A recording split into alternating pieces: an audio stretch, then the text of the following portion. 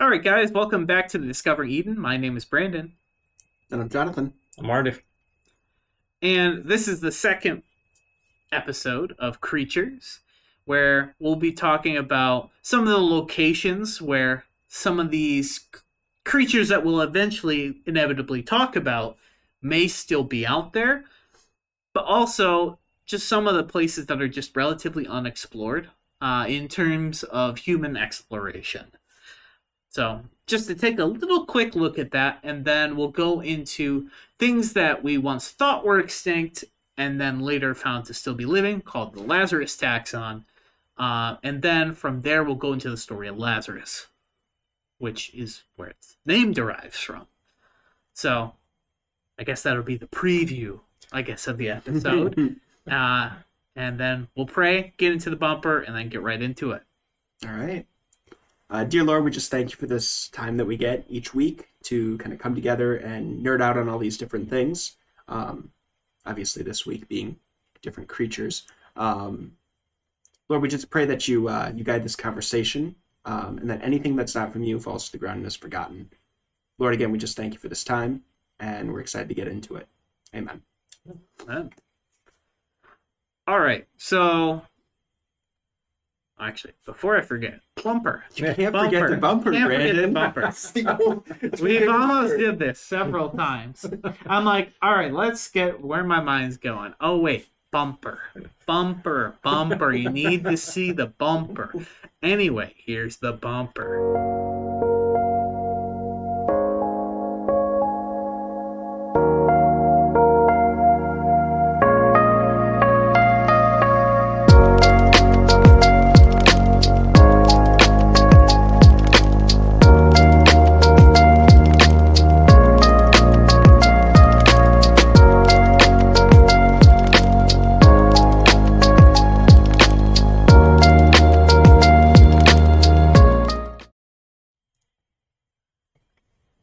All right. So, first off, I kind of wanted to talk about this last week. We didn't but I've done a lot of research, and I know some of these guys have also done a lot of research in some of these. Maybe not so much in some of the locations that I've done research in, but these are some of the places that are less explored.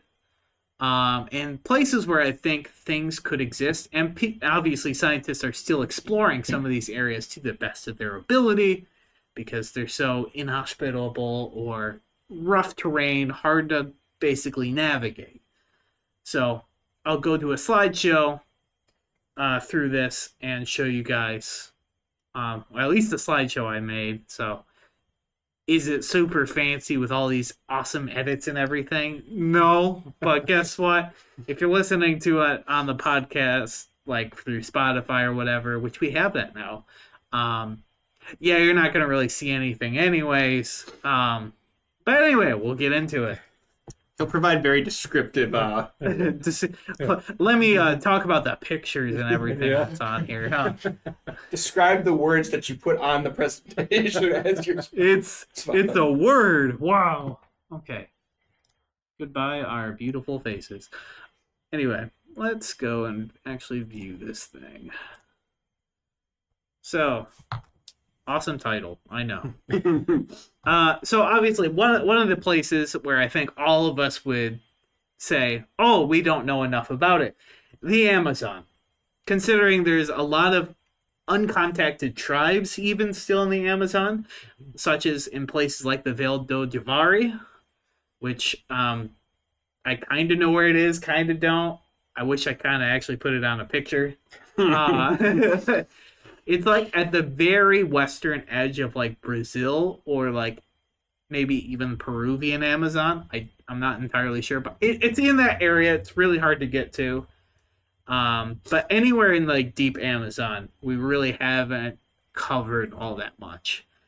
I even found something really interesting is like a mysterious pyramid-like structure in the middle of like the Amazon called Cerro El Cono, which is in Peru.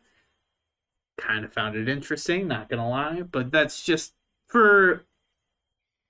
more for like civilization aspect, which that's fun. Yeah. But yeah, obviously very forested, rough terrain, everything you want to talk about, and the wildlife is trying to kill you. Uh, like Australia. Yeah. So I just wanted to give like a little bit of a scale here. So the Amazon rainforest covers an area of approximately 2.3 million square miles. To put that in perspective, that's roughly the size of the U.S. lower 48. It's just a little forest. Yeah, she's a small glade. To put that in perspective, the USA is very large. As in, it takes more than a day driving to get across all of it. Mm-hmm. So the fact that, yep, that's the rainforest, and guess what? You can't drive a car through it. It's going to take weeks, possibly a month, just to get through some of these like places in the rainforest themselves. Oh, and things are trying to kill you. Yeah. Imagine like mosquitoes the size of like airplanes coming at you. Yeah. Yeah. Obviously, that's not legit. But if they were, that'd be terrifying. I would definitely stay away. I'm a magnet for mosquitoes. So another fact that I wanted to put on here is the Amazon River itself. So the Amazon River is roughly 320 foot deep at its deepest as what we've traversed, at least. So what's known, which that's fairly deep for a river. Yep. It is not the deepest river, as we'll get to in the next one, which I found very interesting. It just means there could be pretty large things in the river. Absolutely. Which, obviously, we don't know 100% what's all in there. Because, well, it's the Amazon. So that goes into the next rainforest I wanted to talk about, which is the Congo. So this is the second largest river basin, right behind the Amazon, covering an area of roughly 1.3 million square miles, so a million miles less in square footage than the Amazon. Yeah. The Amazon's pretty large. The Congo isn't a slouch either. So it's half as a dense forest as the Amazon, and it's not fully explored for much of the same reasons. However, the trees are a lot taller. Yeah. So they grow to some massive heights, which I'll be using as explanation for some other animals that I think still live in this, among other things for different reasons. I'm not going to go into all those. These are just the facts for right now. So the Congo River is roughly 720 feet, in some parts exceeding deep at its deepest for what we know, and it's the deepest river in the world. Wow. That's crazy. Which, yeah, it's deep. Yeah. Just a little. Yeah. It's not your... Might need some floaties for that one. It's not your 10-foot deep pool. Yeah. Just 72 times larger than that. Definitely things could be in the water. 100%. 100% something could be in the water. And another thing that I thought was interesting is the Borneo rainforest, and this is like in Papua New Guinea kind of area. The Borneo is also similar to the density of the Congo and tree height. Mm-hmm. So both of those. Obviously Borneo, much smaller. A little bit smaller than the Congo. So kind of going into that same direction of the world. This is the Northern Forest Complex in Myanmar.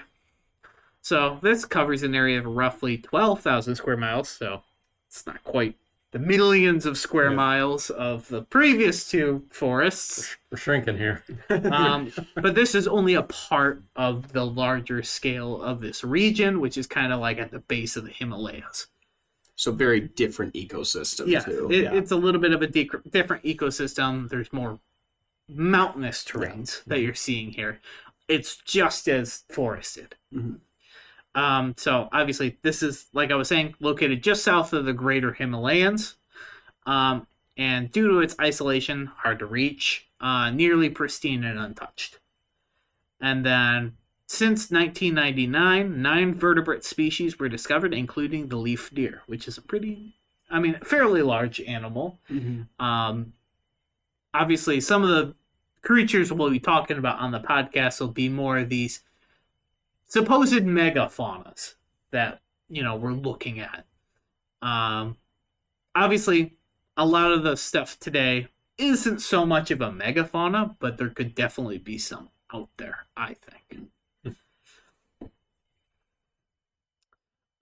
One thing that I found really interesting, so now we're kind of going into the cave. So this is, again, in the same region. So this is Han Song Dong in Vietnam, which is the world's largest natural cave, which has its own forest and river. That's cool. So, it's not the biggest cave. I said largest, but it's not the biggest. The biggest is Mammoth Cave in the U.S. But the largest, as in height and width, is Han Son Tong. And basically, the cave's interior is so large that it could fit an entire New York block inside, That's wild. including skyscrapers. Or it could have a Boeing 747 fly through it without having its wings touching either side. And I found that on several sites. I looked at a lot of some of these on National Geographic, some of these other, because obviously I don't know everything off the top of my head. But so, yeah. So, something interesting about this, discovered in 1991 by a local who then forgot where it was. And then rediscovered it in 2008. It's interesting that a cave could be considered a Lazarus taxon then. I can't imagine. Like, I bet he's like, oh yeah, I've seen this cave. Wait, where was it? Yeah. Oh shoot. Hey, let me go find it. I'll get back to you. Yeah. And then when did you say it's 17 years later, I found it, guys. It's definitely one of those things where it would be like, I don't believe you. Yeah. Because, there's a forest growing in a cave. Like, that's so bizarre in of itself. Yeah. Yep. So, and then an expedition, wow, I can't even speak. An expedition in 2010 led the team to estimate the overall length of the cave exceeded 5.5 miles. And the volume of the cave was estimated around 1.36 times 10 to the 9th cubic feet. Wow. That's a lot. Yeah.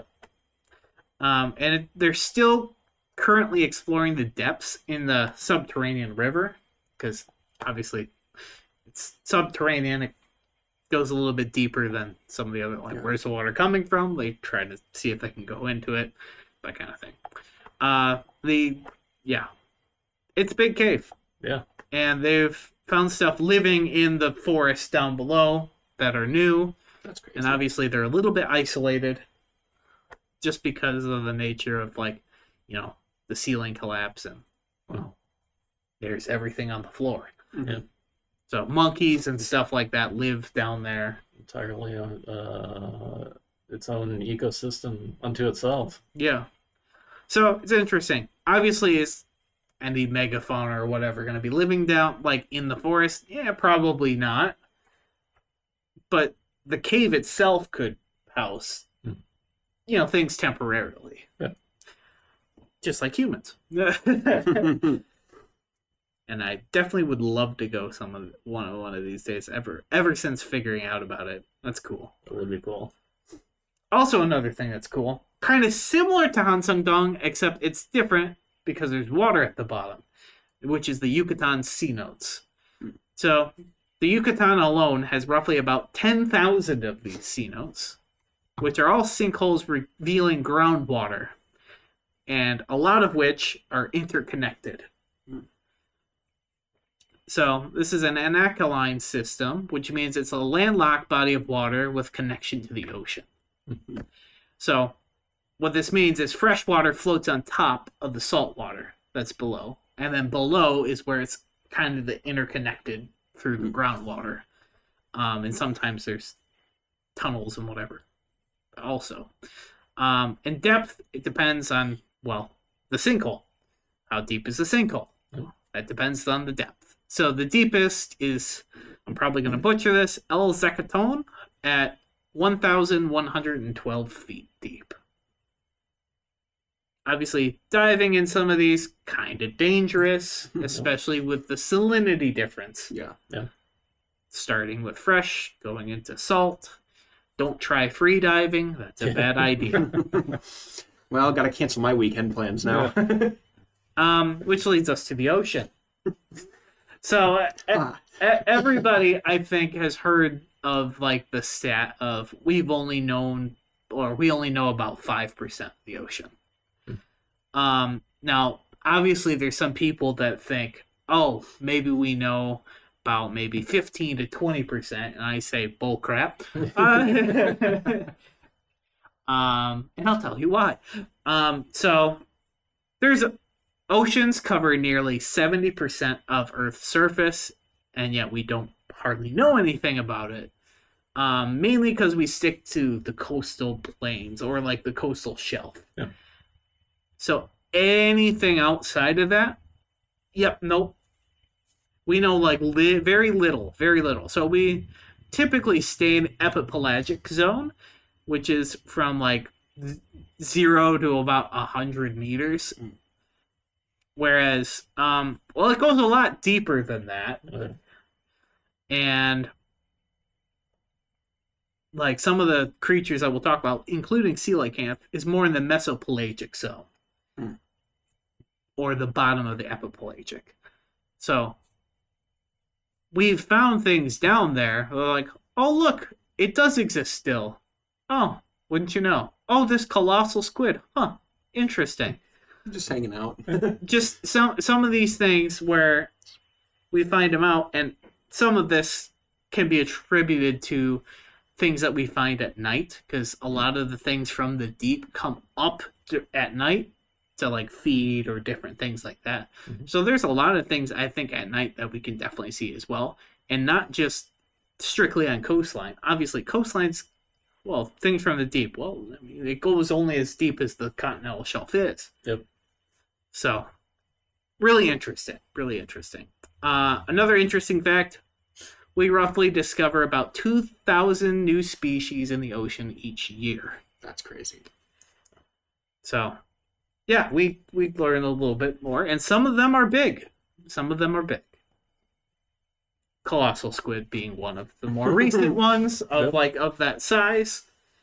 But yeah. To go to the real depths of the ocean, we have the Mariana Trench. Yep. Obviously, there's other trenches, not just the Mariana Trench. And you can lump that in with this because obviously we've done a little bit more research on the Mariana Trench as opposed to other trenches in the world. Obviously, we know Challenger Deep as being the deepest known point in the ocean at 36,201 feet, which is deeper than Mount Everest is tall. That's crazy. Yeah. And obviously, the Mariana Trench is subducting Pacific Plate and the rising Philippine Sea Plate. That's just the geologic stuff behind it. And new species were even discovered at large depths upon going down in the submersibles. Obviously, it's one of the least explored places on Earth. Anything at the ocean floor. Anything in general. As in, we just go straight down and straight back up. Pretty much. I mean, obviously you move around a little bit, but you're essentially just... You're just going up and down. It's a cross-section, like a geologic cross-section, except it's fluid, so it's always moving and changing. Yep. So it doesn't... It's not consistent. Things don't just hang out there. So, yeah. And, oh, did I mention it was deep? So, and then to get to some of the other locations, and this is more the, again, mountains and more terrestrial, but not necessarily forested. So, this is like Alaska, and you'll see northern Canada, different things like that pop up. So maybe a little bit on the colder side as well. Mm-hmm. So Alaska, I don't know how big people realize Alaska is. So Alaska's total area is 663,268 square miles. To put that in perspective, the lower 48 is 3.119 million square miles, so obviously it's larger. But it's also roughly the same area as the entire country of Iran. Oh. And Iran isn't a small country. Right. So only 18 countries are larger than Alaska in the world. Yeah. And obviously that includes Canada, USA, Yep. Russia. Yeah. But yeah, that's crazy. And this is one state. Yeah.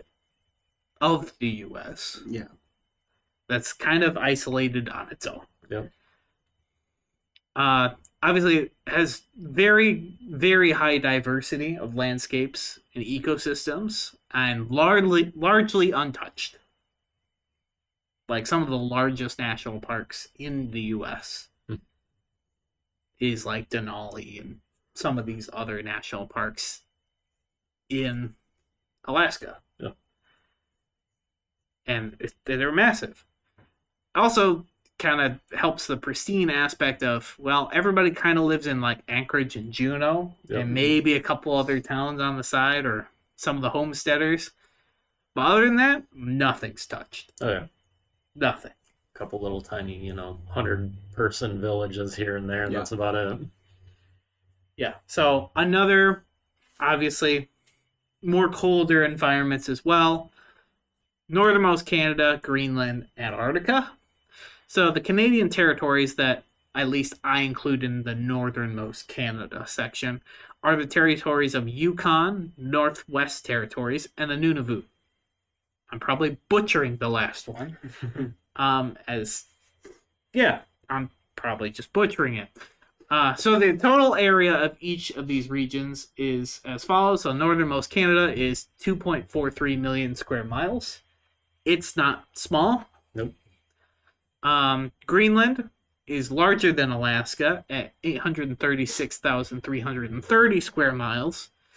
So it's kind of funny because like Denmark is technically bigger than Alaska because of Greenland.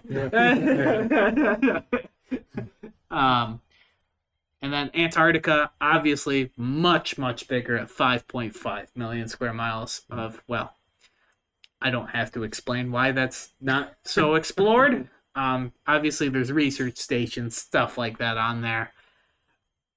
It's really hard for life to really live on the surface. We know of penguins, and that's about it. I mean, obviously you have seals and everything, but they're borderline on the water as well, just like penguins. Yeah. Again, they're not as widely explored because they're less hospitable, large, and, well, cold. So, again, going and sticking with that colder theme, yeah, also being mountainous. You have the Kamchatka Peninsula in Russia. So these are where some of these big grizzlies and stuff are found. So there's bigger stuff out here. Its area is approximately 140,000 square miles. So it's not small either. And it's something that is very active on the volcanic front. So it's on the Ring of Fire that's around like the Pacific and all that. Obviously, Alaska and the Aleutian Islands are a part of this as well. So it has a lot of rugged terrain, and it's the area with the highest density of active volcanoes in the world. So it doesn't look like there's a whole lot of snow on some of these because, well, there's volcanoes erupting. Obviously, it's rough terrain. Yep. Not a whole lot of people live there for obvious reasons. To go back into some of the mountains, again, we're kind of going right back into the rainforest area here in Papua New Guinea. which is the Star Mountains. But I would say like all of Papua New Guinea and a lot of these islands are pockets and isolated, and a lot of them, some of them aren't like they're very sparsely populated at all, and some of them even have some unreached people groups. And obviously, there's no service or anything, so it's really hard to navigate and get to some of these places. So, Star Mountains are roughly 62 miles long near the Papua New Guinea and Indonesia border.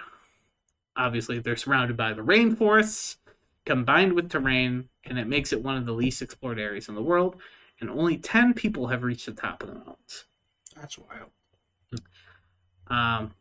Little interesting fact to put on here: highest mountain is Puncak Mandala at 15,650 feet. Again, I probably butchered it, but You're trying your best. It's all that matters. We're covering a lot of languages here. yeah. Speaking of butchering, this is the Singi de Bahamara Strict Nature Reserve in Madagascar. I, again, probably butchered it. It's one of the 4 national parks or reserves of the UNESCO site of the Andrefana dry forests, which is the stuff you see at the bottom of the image here in the grayish thing. It's basically all these limestone karst formations that you're seeing.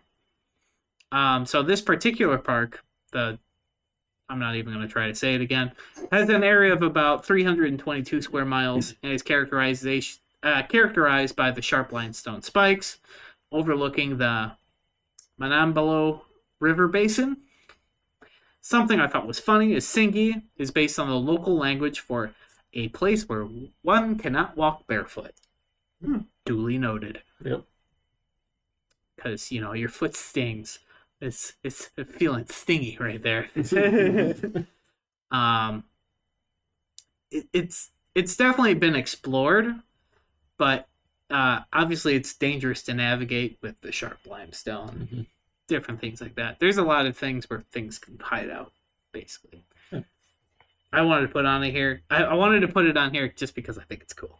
To go back into the mountains, Gangtar Pasum, probably again butchered it, in Bhutan, lies on the border between Bhutan and Tibet, so in China, and the peak rises.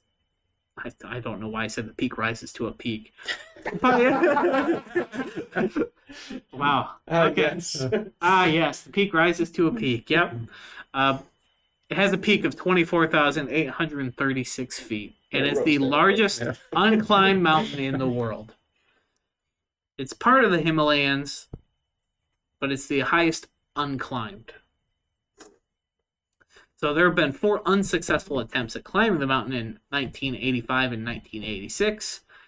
And the reason why there's only 4 unsuccessful attempts, and attempts at all, is because in 1994, Bhutan banned the climbing of peaks over 6,000 feet. And then in 2003 banned all mountaineering activity entirely. So, well, nobody's getting up there now, unless you do it illegally. I don't know why you would. That wouldn't stop people. Risking for the biscuit sometimes. So, is there stuff that could be up there? Maybe. But we won't know. But yeah.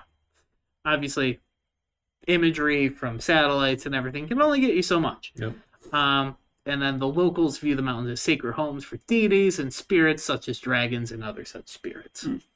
So. And then here's another one. Zhangji. Zhang National Forest Park in China. I should have looked up how to say that. I did at one point and then forgot. But yeah, 98% of the park is covered in forest. The area of the park is around 50 square miles, known for the tall rocky pillars of sandstone. And then this was also the real life inspiration for the floating mountains in Avatar. For those who watched Avatar, That's cool. that's also why I put this in here, because it looks sick. That's all the reason you need. Has a lot of caves, pillars, forests, and house several unique animals to the region. Again, some of the reasons how some of these depicted in art and different things in Chinese, I don't want to say mythology, but they definitely viewed these in a sacred light, as in these are some of the places for like the gods and everything. So like the Chinese dragon would be like something you would think to see around here, or some of the other mythological creatures that they have. So, and again, it has that, the fog and everything. You see so many images of this. Like, go to any Chinese restaurant ever, you'll see stuff like this. Yep. And then the last one I have is Patagonia. No, not the backpack or whatever company. Patagonia, the actual region, which is combined within Argentina and Chile. So the total area contained within the Patagonia National Park is around 1,170 square miles. It's home to some of the largest glaciers in South America, and it's an expansive, wonderful terrain, as you can see, secluded in the Andes Mountains, where there's very little human settlement, though the valley was first ranched, but then later bought out to create the national park. Okay. So obviously some of it was ranched, so some of those native stuff may have been wiped out in the ranching process, but overall it's relatively untouched. So that's cool. Wanted to go take a look at some of those, just for some of those things, and to check some of that out. Yeah. So to kind of lead into what we're going to talk into with this, which is the Lazarus taxon, where some of these locations, we've found things that we thought were once gone, and then realized, oh, they're still here, and wouldn't you know, they're still around. So, for example, the flagship example of the Lazarus taxon is coelacanth, which was like I think they fished it off the coast of South Africa at first, or I guess they found like dead specimens on shore or in the fish markets, whatever, in South Africa, Madagascar, places like that. But yeah, so then they actually went down, found the coelacanth. They're like, oh shoot, it exists and it's still around. It's not dead after millions and whatever years, and relatively unchanged at that. Also interesting, later on they ended up finding different pockets of coelacanths, not just near South Africa. They found one in Indonesia, which is another pocket of coelacanth. Fascinating. I've always kind of liked coelacanth not just because it's a Lazarus taxon, but also because it's like, quote unquote, an ancient dinosaur, prehistoric animal. So, yeah, that's Lazarus taxon. Is there anything that you guys would like to say about what you've learned at looking some of these up? I mean, two of the things that kind of stood out to me is, one, just going to the wiki page for Lazarus taxon and you see how many there are. Like, that was surprising to me. I was expecting 5, 10 maybe, not like 50 or 70 or whatever's on there. It's a pretty long list. Yeah, definitely. Yeah, so that was crazy. The other thing that was kind of interesting is more of a timeline kind of thing, but the guy who, I guess three things. The timeline thing was that a lot of them that were listed on the wiki page and a couple other sites that I found, they were deemed extinct or whatever in like the mid 1800s to early 1900s. And then in the, mid to late 1900s, they're like, nope, sorry, we messed that up. They're still here. Yeah, I mean, there was one example. I mean, it was that bird in New Zealand. How do you pronounce it? Takahi? Yeah. But it was, I think it was like 1848 or whatever. And it was like, oh, it's gone. And then, like you said, in 1900s, they're like, oh, hold on. He's back. Yeah. There's like different isolated pockets, whether you call them extant or different things like that. Yeah. And that's what some of these are. They're extant. They're not extinct, but they're extant. So they're very limited in their region. There's a couple others that I know other like YouTubers or other biologists are looking out for. Like one of them being the thylacine, which is the Tasmanian tiger, which is a marsupial. There's a lot of people that think that's still out there. I feel like it definitely can still be out there.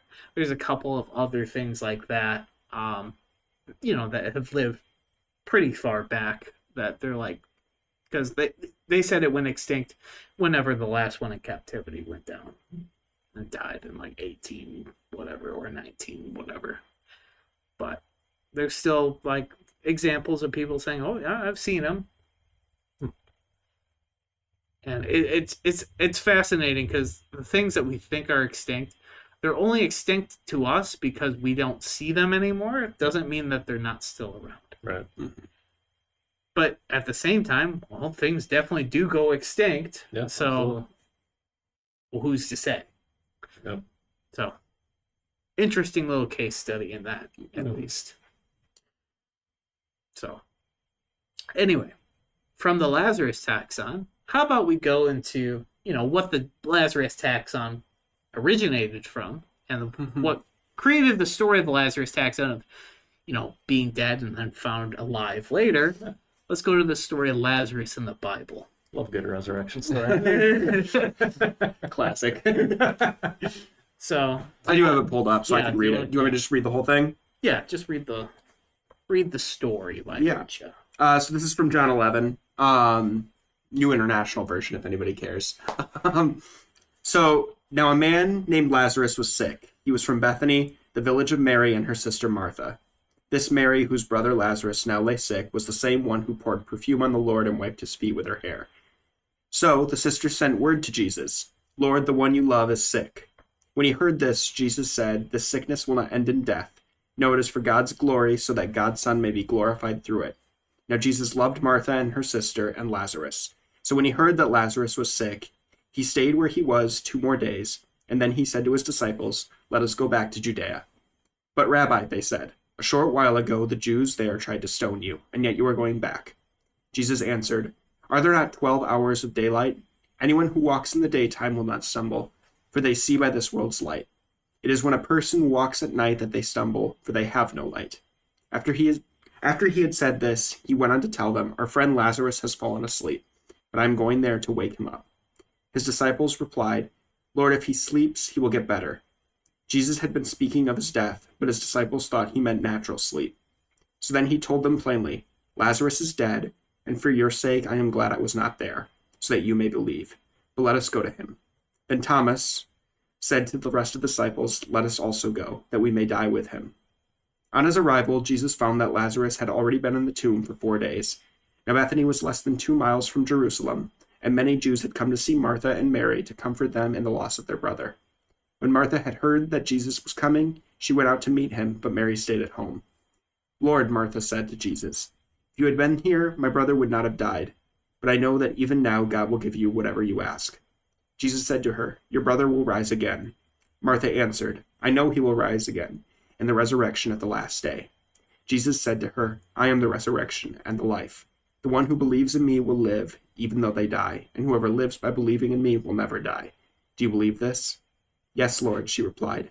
"I believe that you are the Messiah, the Son of God, who has come into the world." After she had said this, she went back and called her sister Mary aside. "The teacher is here," she said, "and is asking for you." When Mary heard this, she got up quickly and went to him. Now Jesus had not yet entered the village, but was still at the place where Martha had met him. When the Jews who had been with Mary in the house, comforting her, noticed how quickly she had gotten up and went out, they followed her, supposing she was going to the tomb to mourn there. Wow, this is a long story. When Mary reached the place where Jesus was and saw him, she fell at his feet and said, "Lord, if you had been here, my brother would not have died." When Jesus saw her weeping, and the Jews who had come along with her also weeping, he was deeply moved in the spirit and troubled. "Where have you laid him?" he asked. "Come and see, Lord," they replied. Jesus wept. Then the Jews said, "See how he loved him." But some of them said, Could not he who opened the eyes of the blind man have kept this man from dying?" Jesus, once more deeply moved, came to the tomb. It was a cave with a stone laid across the entrance. "Take away the stone," he said. "But Lord," said Martha, the sister of the dead man, "by this time there is a bad odor, for he had been there for 4 days." Then Jesus said, "Did I not tell you that if you believe, you will see the glory of God?" So they took away the stone. Then Jesus looked up and said, "Father, I thank you that you have heard me. I know that you always hear me, but I said this for the benefit of the people standing here, that they may believe that you sent me." When he said this, Jesus called in a loud voice, "Lazarus, come out." The dead man came out, his hand and feet wrapped with strips of linen and cloth around his face. Jesus said to them, "Take off the grave clothes and let him go." Yeah. Powerful. Yeah. Powerful. Obviously a little bit different than the Lazarus taxon, but a significance with the story of Lazarus itself is 4 days. 4 days of being dead, which there is a superstition around the medical community even today, and especially back then, where your spirit is kind of with your body within that 3-day period. But once that's over, it's gone. Yeah. You have no chance of coming back. God shows his authority, or at least Jesus shows God's authority and the fact that he is the Messiah by doing what he did after that period. Yeah. Lazarus should have been dead by all accounts. Yeah. And yet, he came back to life. He came back from the dead. Yeah. He's no longer extinct. Way to tie it back to the series, Brandon. And he doesn't stink either. Yeah. You know? No rigor mortis and everything here. Yeah. Yeah, I mean, there's so much in that story. One of the fascinating things of thinking about, how it ties back to Lazarus taxon. In the beginning of the story, it says that this wasn't this death was to basically give God the glory, and that before he's telling the disciples like, no, he's asleep, but no, okay, he's actually dead. Since you guys don't get it. But this is all for the glory of God, and bringing that life out of death. And in the Lazarus taxon, it's how much of that. This was kind of the third thing that I didn't touch on with looking the guy who coined the term. Basically, I'm paraphrasing it, but basically what he had said was that the idea is that there's a species that's extinct or whatever, we don't know of it anymore, so call it extinct.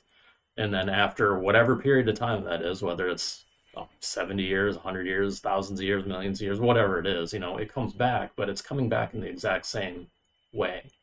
So it's like kind of denying the whole what you would expect as an evolutionary process, but this is how it went extinct, and this is how it came back today. They're the exact same. And yet in Lazarus' case itself, himself, same thing. Okay, Lazarus, who went down into the grave, was there for 4 days, should have been gone, no hope of coming back. He comes back in the same way, and all for the glory of God. And so in the same way, I kind of look at that as like, oh, there's these extinct species. Yeah, we thought they were extinct. And maybe they were, but, quote Jurassic Park, life finds a way. And they come back, and for what? The glory of God. That's really cool. Yeah, that's really good. And it's really interesting too, like things that you're like, oh, with evolution you have, whales had feet at one point in time. They have all these things that used to be on land, all these other things. Whereas, like the coelacanth stayed that way for millions and millions and millions of years unchanged. Exactly. Crocodiles, millions and millions and millions of years unchanged. Turtles, same thing. Obviously, there's different species of these things that have different characteristics and sizes. But in general, But they all do the same kind of thing, just a little bit differently. And that's adaptation. Those little changes are adaptation. So, like, for example, some of the turtles being different sizes, adaptations to the environment they're in. Obviously, you have fresh water, you have salt water. They adapt in that way as well. Different things that I think are also interesting are iguanas. Also really interesting. You have marine iguanas, so the reptiles that are in the water, that have legs, everything can go on land. And yet they're in the salt water eating things, and the way they extract the salt or salinity level is they like shoot it out of their nostrils, which is interesting, and like different things like that. But yet you also have land iguanas that totally do something entirely different. Yep. And yet they both look like almost the same. Yeah. Yeah, they do different things, but they're function still differently, yeah. iguanas because they look the same. Mm-hmm. Interesting.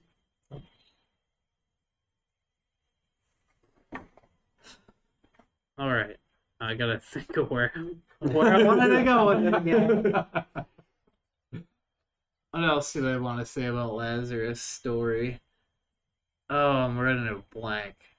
It's okay. Should have made it more planned. Dang it! Is there anything you wanted to add, Jonathan? No, I think we kind of covered a lot of it. I mean, again, the Lazarus story and just the comparison between the two is really cool. But Yeah, and then I think next week we'll go into another really cool, interesting thing that I wanted to go to, which also ties into the first creature we'll be talking about, which is dinosaurs. We'll start with dinosaurs and kind of go from there. But next week, I wanted to take a look again at a biblical example, and I wanted to take a look at what's clean and unclean animals. Mm-hmm. That's in like Leviticus 11, Deuteronomy 14. Yep. Take a look at what they call them, and then also relate them to different translations and what their different things are. And there's some interesting things that I found upon researching. And now I've researched this like long before. So, like some of these things, I mean, I'm a giddy nerd where it comes to some of these things because I like looking at some of these things up. Even like when I've been reading through the Bible, I have a list of every single animal and every single name that is mentioned in that ballpark for every single chapter and book of the Bible. I'm not done with it yet. There's a lot. I mean, obviously, you're going to see lamb, goat, all those kind of things a lot, cow. Yeah. But there's some other unique, interesting ones that are, interesting to look at. And you can even see some of those animals, say, in like Egyptian, like going to Egypt. I've seen some of them on, I want to call them statues. They're not quite statues, but like stone structures, monuments, different things like that. You see some of these creatures on there. It's just interesting. Yeah. So anyway, I think that'll be it for this video. Catch you guys next time when we go into that. And that'll be it. So, see ya. Adios. See you later. We need to come up with an ending. But as for now, sayonara. See you later.